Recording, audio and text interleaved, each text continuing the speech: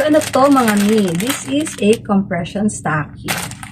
So, para saan ang compression stocking? Para siya sa mga may deep vein thrombosis or at risk of having a deep vein thrombosis. O, diba? Medical.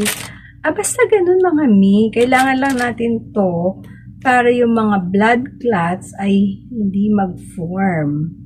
O, diba? Isa siyang compression stocking mga mi na ilalagay sa ating legs.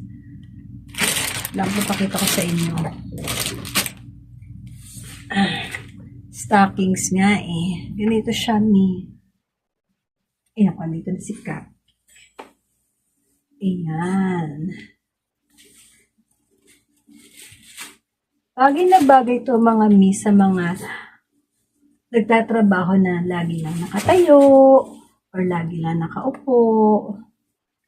Ayan. Kasi yung hindi nagsisirculate yung kanilang blood sa kanilang legs. And pwede din to sa mga lamigin kagaya ko, diba? Ayan. Para hindi tayo nagkakaroon ng blood clot sa legs. Ay, ang bongga. O, diba? Yun ang pinili ko mga mina. Ano naman? Peep-toe siya. Peep-toe stocking siya. And hanggang kita yung pinili ko. Ay, napahaba ni aking video. Basta, andyan na yung link sa Yellow Basket. Get yours now.